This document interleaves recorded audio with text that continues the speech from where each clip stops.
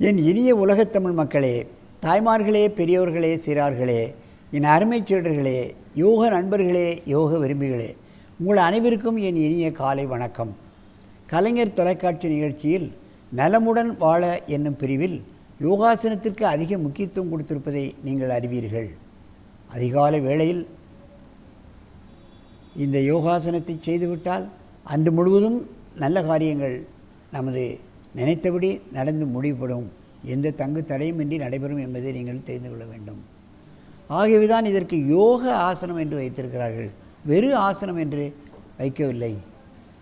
ஆசனம் செய்கிறவர்களுக்கு எல்லா விதமான யோகமும் கிடைத்துவிடும். படிப்பு கிடைத்துவிடும், பதவி கிடைத்துவிடும், மனைவி கிடைத்துவிடும், புகழ் கிடைத்துவிடும், பொருள் கிடைத்துவிடும் என்பதை நீங்கள் தெரிந்து கொள்ள வேண்டும். அதுதான் உண்மை. அவருடைய வயதை அவர்கள்தான் நிர்ணயிப்பார்கள். காலன் நிர்ணயிப்பதில்லை, யமன் நிர்ணயிப்பதில்லை. யோகாசனம் செய்வர்களை யமன் நெருங்குவதற்கே பயப்படுவான் என்பதை நீங்கள் தெரிந்து கொள்ள வேண்டும். நமது முனிவர்கள் சொல்லியிருக்கிறார்கள், மூச்சு பயிற்சி செய்தாலே யமனை அடித்து விட்டு விடலாம். ஏற்றி இறக்கி இருகாலும் பூரிக்கும் காற்றை பிடிக்கும் கணக்கறிவாளருக்கு கூற்றை உதைக்கும் குறியதாமே. கூற்றுவனை அடித்து விரட்டி விடலாம், பிராணாயாமம் செய்யுங்கள், ஆசனம் செய்யுங்கள் என்று முனிவர் அதை வற்புறுத்தி சொல்கிறார். சின்ன விஷயம், காசும் வேண்டாம், ஒன்றும் வேண்டாம். மூச்சு பயிற்சி பண்ணதுக்கு நீ எப்படியாவது 4-5 மூச்சு தப்பாக பண்ணாலும் பரவாயில்ல, உங்களுக்கு எந்த சைடு எஃபெக்ட் கிடையாது, நீங்கள் நீண்ட நாள் வாழலாம், நோயின்றி வாழலாம் அப்படின்னு வருந்தி சொல்கிறார். உள்ளது சொன்னோம், உணர்வுடையவருக்கே இருந்தார். பையங்களை திட்டும்போதே உணர்வு இருந்தால் இதை செய்யாமல், உணர்வு இல்லையா ஏன் செய்ய மாட்டேங்கன்னு.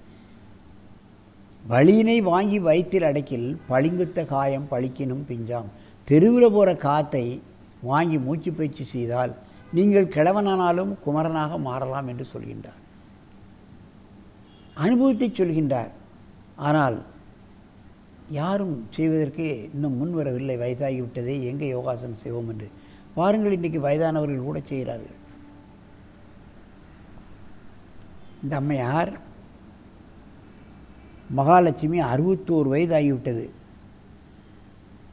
திருமுல்லை வாயிலில் இருந்து எனது பயிற்சியாலையில் 1 மாதம் தங்கி ஆசனங்களை கணவனும் மனைவியுமாக கற்றுக்கொண்டார்கள். 2 குழந்தைகள் இருக்கிறது அவங்களுக்கு. அப்படி இருந்தும் 1 மாதமாக நமது பள்ளியில் காலையிலும் மத்தியானம் சாயங்காலம் 3 வேளையிலும் ஆசனம் வருவார்கள். நாங்கள் கொடுத்த உணவைத்தான் அவர்கள் சாப்பிடுவார்கள்.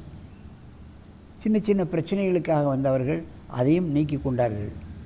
ஆகவே வயதானவர்கள் யோகாசனம் செய்ய முடியாது என்பது அல்ல என்பதற்காக அவர்கள் இது போன்ற வந்திருக்கிறார்கள். இதை பார்த்த பின்பாவது வயோதிகர்களும் நீங்களும் ஆசனம் செய்ய வேண்டும் என்பதற்காகத்தான் அவர்கள் திருமுல்லை வாயிலிருந்து இங்கே வந்து நமது அரங்கிற்கு வந்திருக்கிறார்கள். ஏன் நம்மை பார்த்தாவது மற்றவர்களும் செய்து தங்களுக்கு ஏற்பட்டிருக்கின்ற பிரச்சனைகளை நீங்கிக் கொள்ளட்டும் என்று. என் அருமை மகாலட்சுமி அம்மா அவர்களே, நீங்கள் பத்மாசனத்தை கலைத்துவிட்டு நீங்கள் மண்டி போட்டு உட்காருங்கள். கையை பின்னால் வைங்க, தள்ளி, இன்னும் தள்ளி, இன்னும் கொஞ்சம், இடுப்பை தூக்குங்க, நல்ல மூச்சு விடுங்க சத்தமாக. இது உசட்டாசனம். வயோதிக காலத்தில் இந்த மூச்சு பிரச்சனை வந்துடும். வயோதிகமாக ஆக நுரையீரல் சுருங்கி விடுகிறது. காற்று இழுக்கக்கூடிய தன்மை நுரையீரலுக்கு குறைந்து விடுகிறது. இது போன்ற ஆசனங்கள், ஒட்டக ஆசனம் என்று பெயர். இதை செய்ய செய்ய நுரையீரல் விரிவடைந்து அதிகப்படியான நுரையீரலுக்கு ஆக்சிஜனை இழுக்கக்கூடிய தன்மை கிடைத்து பிளட் பியூரிஃபிகேஷன் அதிகமாக கிடைக்கும் பொழுது அவர்களுக்கு எந்த பலகீனமும் நீங்கி விடுகிறது என்பதுதான் உண்மை. அப்படியே உட்காருங்க, கையை உயர்த்தி முன்ன குனிங்க, முன்ன குனிங்க, அப்படியே தரையில் வச்சு ஒரு 20 எண்ணிக்கை அப்படி இருங்க. ஒரு ஆர்வம் வர வேண்டும் அல்லவா? வயோதிகமாகிவிட்டது, அதிலும் நாம் பெண்கள் எப்படி ஆசனம் செய்வது என்பதையெல்லாம் பார்க்காமல் நம்ம நிகழ்ச்சியை பார்த்து இங்கே வந்து 1 மாதம் தங்கியிருந்தார்கள். ஆசனங்களை செய்தார்கள். மெதுவாக எழுந்திருங்கள். அப்படியே பக்கவாட்டில் திரும்புங்க. அப்படிதான்.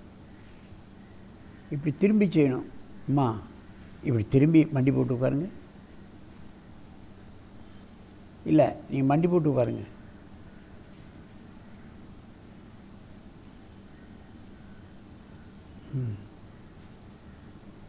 இப்போ கையை பின்னால் வைங்க.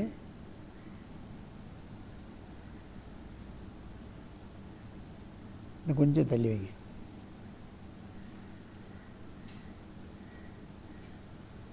இன்னும் கொஞ்சம் தள்ளி வைங்க. கைக்கு தள்ளி வைங்க. இன்னும் கொஞ்சம். சரி, தலையை போட்டு இடுப்பை தூக்க முயற்சி பண்ணுங்கள். மூச்சை இழுங்க. நல்ல மூச்சு இழுங்க.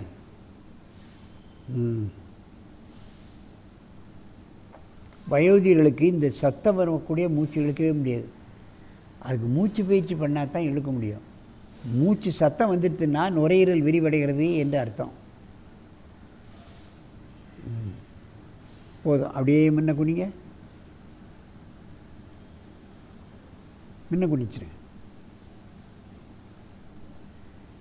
முன்ன விளைஞ்சா முன்ன குனியணும். மெதுவாக எழுந்து பத்மாசனத்தில் உட்காருங்க. எந்த வயதிலும் செய்யலாம்.